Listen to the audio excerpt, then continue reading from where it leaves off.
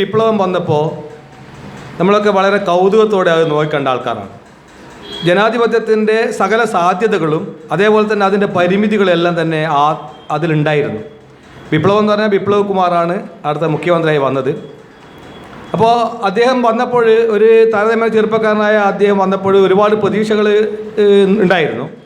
പക്ഷേ ഒരുപക്ഷെ നമ്മുടെ പ്രതീക്ഷകളൊക്കെ കടത്തിവിടുന്ന രീതിയിലാണ് അദ്ദേഹത്തിൻ്റെ പ്രകടനം, വലിയ രീതിയിൽ. കാരണം അദ്ദേഹം പറയുന്നത് മഹാഭാരത കാലത്ത് ഭാരതത്തിൽ ഇൻ്റർനെറ്റ് സൗകര്യം ഉണ്ടായിരുന്നു എന്നുള്ളതാണ്.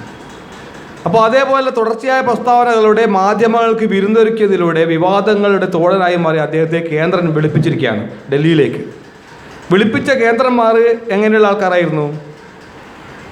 ഇവിടെ ഗണപതിയെ ചൂണ്ടിക്കാട്ടി ഇവിടെ പ്ലാസ്റ്റിക് സർജറി ഉണ്ടായിരുന്നു പറഞ്ഞ ഒരു പ്രധാനമന്ത്രിയാണ് അവിടെ തലതൊട്ടപ്പൻ. അപ്പോൾ കുട്ടികൾ മൊയിലാർ നിന്ന് പാത്തിയാൽ കുട്ടികൾ നടന്നു പാത്തുന്ന ഒരു ഭർത്താനുണ്ട്, നാട്ടിൻ പുറത്ത്. അപ്പോൾ ഈ വിളിപ്പിച്ച ആൾക്കാർക്ക് ഈ വിളിപ്പിക്കാൻ അതാണ് എനിക്ക് മനസ്സിലാവാത്തത്. പിന്നെ അതേ മാത്രമല്ല, 7000 കൊല്ലങ്ങൾക്ക് മുമ്പ് ഇവിടെ വിമാനങ്ങൾ ഉണ്ടായിരുന്നു. അതേപോലെ തന്നെ അവർ നമ്മുടെ പൗരാണികരായ ആൾക്കാർ ഗ്രഹാന്തര യാത്രകൾ നടത്തിയിരുന്നു എന്നൊക്കെ പ്രസ്താവന നടത്തിയത് കേന്ദ്രന്മാരാണ്. അപ്പോൾ ഞാൻ ചോദിക്കുന്നത്, ഇവിടെ ഗ്രഹാന്തര യാത്രകൾ നടത്താനും അല്ലെങ്കിൽ വിമാനം പറത്താനും അല്ലെങ്കിൽ പ്ലാസ്റ്റിക് സർജറി ഇതൊക്കെ ഉള്ള ഒരു നാട്ടിൽ ഇൻ്റർനെറ്റ് സൗകര്യം ഉണ്ടാകുന്ന ഒരു തെറ്റാണോ, ഒരു കുറ്റമാണോ? അപ്പോൾ എങ്ങനെയാണ് വിപ്ലവ് കുമാർ ഒരു കുറ്റക്കാരനായി മാറുന്നത്? അപ്പോൾ കേന്ദ്രന്മാർ അവരെ വിളിച്ചു വരുത്തിയാണ്. ഇയാളെ വിളിച്ചു വരുത്താൻ എന്താണ് അവർക്കുള്ള ഒരു ഇതെന്ന് എനിക്ക് പറയാനുള്ളത്? ഇനിയിപ്പോൾ പ്ലാസ്റ്റിക് സർജറിക്ക് മോഡി തെളിവായിട്ട് പറഞ്ഞിട്ടുള്ളത് ഗണപതിയാണ്. അങ്ങനെയാണെങ്കിൽ വിപ്ലവ് കുമാർ പറഞ്ഞത് ഇൻ്റർനെറ്റ് സൗകര്യം ഉണ്ടായിരുന്നു ഭാരതത്തിൽ എന്ന് പറഞ്ഞത് അദ്ദേഹം തെളിവുണ്ട്, വെറുതെ പറഞ്ഞതല്ല. കാരണം മഹാഭാരത യുദ്ധകാലത്ത് കുരുക്ഷേത്ര ഭൂമിയിൽ യുദ്ധം കൊടുമ്പിരിക്കൊണ്ടിരിക്കുമ്പോൾ അന്ധനായ ധൃതരാഷ്ട്ര കൊട്ടാരത്തിനകത്തിരിക്കുന്ന അന്ധനായ ധൃതരാഷ്ട്രരോട് ആ യുദ്ധരംഗങ്ങൾ അതേപടി വിവരിച്ചു കൊടുക്കുന്നുണ്ട്, മുന്നിൽ കാണുന്നത് പോലെ വിവരിച്ചു കൊടുക്കുന്നുണ്ട് സഞ്ജയൻ. അപ്പോൾ എങ്ങനെയാണ് സഞ്ജയൻ അത് കഴിഞ്ഞത്? അപ്പോൾ പരമാത്മാവുമായിട്ട് സഞ്ജയൻ ഒരു വൈഫൈ കണക്ഷൻ ഉണ്ടായിരുന്നു എന്നുള്ളതാണ് വിപ്ലവ് കുമാർ പറഞ്ഞു വെക്കുന്നത്. അപ്പോൾ പ്ലാസ്റ്റിക് സർജറി ഉണ്ടാവാമെങ്കിൽ, ഗ്രഹാന്തര യാത്രകൾ നടത്താനുണ്ടായിരുന്നെങ്കിൽ റഡാറുകൾ ഉണ്ടായിരുന്നു, വിമാനം പറത്താമായിരുന്നു. ഇതൊക്കെ കേന്ദ്രന്മാർക്ക് പറയാം. വിപ്ലവ് കുമാർ പറയുന്നത് ഇൻ്റർനെറ്റ് ഉണ്ടാവും, അതൊരു കുറ്റമായി പോകുന്നു. അതാണ് എനിക്ക് മനസ്സിലാവാത്തത്. അതിനിപ്പോൾ ജനിതക സാങ്കേതിക വിദ്യകൾ വളരെ മഹത്തായ രീതിയിൽ ഇവിടെ നിലനിന്നിരുന്നു എന്നുള്ള ഒന്നാം തരം തെളിവാണ് കർണൻ. ചില ആൾക്കാരൊക്കെ ചിരിക്കും, പക്ഷേ നിങ്ങൾ ചിരിക്കരുത്. കാരണം ജന്മന കവചകുണ്ടലങ്ങളോട് കൂടിയിട്ടാണ് കർണൻ ജനിക്കുന്നത്. അങ്ങനെ ഒരു സാങ്കേതിക വിദ്യ സ്വായത്തമാക്കാൻ ഇന്നും സയൻസിന് കഴിഞ്ഞിട്ടില്ല. അത് യുക്തിവാദികൾ പ്രത്യേകം ശ്രദ്ധിക്കണം. കാരണം എന്ന് പറഞ്ഞാൽ, ഇപ്പോൾ ഞാൻ ചോദിക്കട്ടെ, ഇപ്പോൾ ജന്മന കവചകുണ്ടലങ്ങൾ നമുക്ക് ആവശ്യമില്ല. ഇന്ന് ജന്മന ബുള്ളറ്റ് പ്രൂഫുകളായിട്ട് ജാക്കറ്റുകളായിട്ട് കുട്ടികളെ ജനിപ്പിക്കാൻ സയൻസിന് കഴിഞ്ഞിരുന്നെങ്കിൽ നമ്മുടെ അതിർത്തിയിൽ കാക്കുന്ന എത്രയോ സൈനികരുടെ ജീവൻ രക്ഷിക്കാൻ നമുക്ക് കഴിയുമായിരുന്നു. അങ്ങനെ ഒരു സാങ്കേതിക വിദ്യ കണ്ടെത്താൻ ഇന്നും ആധുനിക സയൻസിന് കഴിഞ്ഞിട്ടില്ല. അതേപോലെ തന്നെ ഈ ഹനുമാൻ എന്ന് പറയുന്ന ആ സങ്കല്പം, എത്ര വേണമെങ്കിൽ നീട്ടാവുന്ന വാല്, അതേപോലെ തന്നെ ഒരു മലയടക്കം എടുത്തിട്ട് ആകാശത്തിലൂടെ നിഷ്പ്രയാസം പറക്കാൻ കഴിയുന്ന രീതിയിലുള്ള ഒരു സാങ്കേതിക വിദ്യ, അത് ഇന്നും നമുക്ക് ചിന്തിക്കാൻ പോലും കഴിയാത്തത്ര അന്യമാണ്. ഈ ഓക്കി പോലെയുള്ള ദുരന്തം ഉണ്ടായപ്പോൾ ഇത്രയും ഹെലികോപ്റ്റർ ഉണ്ടായിട്ടും സൈന്യം ഉണ്ടായിട്ടും മുഴുവൻ ആൾക്കാരെ രക്ഷപ്പെടുത്താൻ നമുക്ക് കഴിഞ്ഞില്ല. ഈ നീളമുള്ള വാൽ ഉപയോഗിച്ച് ഇന്നൊരു ഹനുമാൻ ഉണ്ടായിരുന്നെങ്കിൽ മുഴുവൻ ആളുകളെയും പെറുക്കിയെടുത്തുകൊണ്ട് സുന്ദരമായിട്ട് മുഴുവൻ ആൾക്കാരെ രക്ഷപ്പെടുത്താൻ കഴിയുമായിരുന്നു.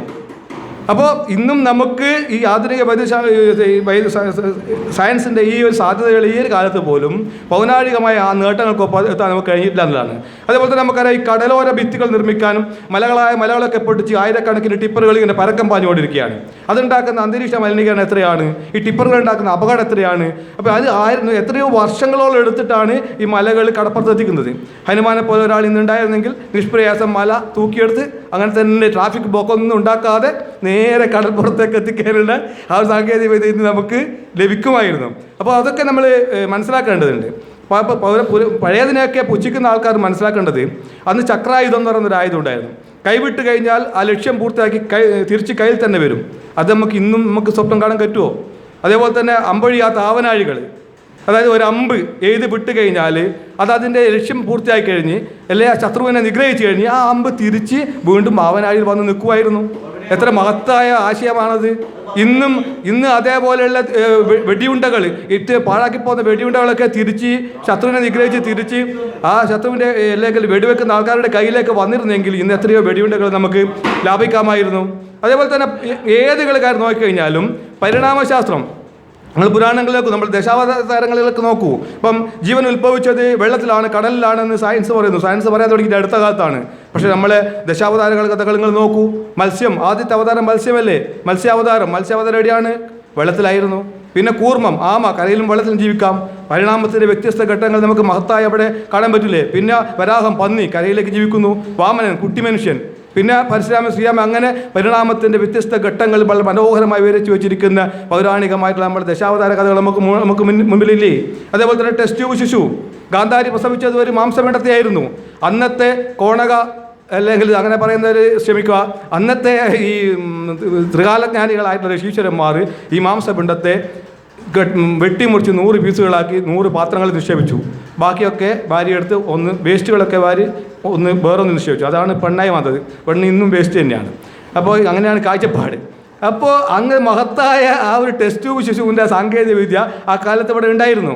അതേപോലെ ഇന്ന് നമ്മൾ വേറെ നോക്കാം. ഇന്ന് കൃത്രിമ മഴ പെയ്യ്ക്കാൻ സർക്കാരുകൾ ലക്ഷക്കണക്കിന് രൂപ ചിലവായിക്കൊണ്ടാണ് കൃത്രിമ മഴ പെയ്യ്ക്കാൻ വേണ്ടി ശ്രമിക്കുന്നത്. പക്ഷേ യാഗങ്ങൾ ഇവിടെ ഉണ്ടായിരുന്നു, മഴ പെയ്യ്ക്കുന്ന യാഗങ്ങൾ ഉണ്ടായിരുന്നു. വളരെ ചെറിയ ചിലവിൽ കുറച്ച് അതും ഇതെല്ലൊക്കെ ഇട്ട് കുറച്ച് മന്ത്രങ്ങളൊക്കെ ചോദിച്ച് യാഗങ്ങൾ നടത്തി കഴിഞ്ഞാൽ മഴ പെയ്യിപ്പിക്കാൻ പറ്റുന്ന സാങ്കേതിക വിദ്യ ഇവിടെ മഹത്തായ സാങ്കേതിക വിദ്യ ഉണ്ടായിരുന്നു. അത്തരം സാധ്യതകൾ നമുക്ക് ഇന്നും പ്രയോജനപ്പെടുത്താതെ നമ്മൾ അതിനെയൊക്കെ വിസ്മരിച്ചതാണ് നമ്മുടെ പരാജയത്തിൻ്റെ കാരണം എന്നാണ് ഞാൻ പറഞ്ഞു വെക്കുന്നത്. അതേപോലെ തന്നെ ജ്യോതിഷം, ഒരാളുടെ ഗ്രഹനിലകൾ നോക്കിക്കഴിഞ്ഞാൽ അയാൾ ജീവിതത്തിൽ എന്തൊക്കെയാവുന്നു, എപ്പോൾ മരിക്കുമെന്നൊക്കെ കൃത്യമായിട്ട് നമുക്ക് മുൻകൂട്ടി മനസ്സിലാക്കാൻ പറ്റും.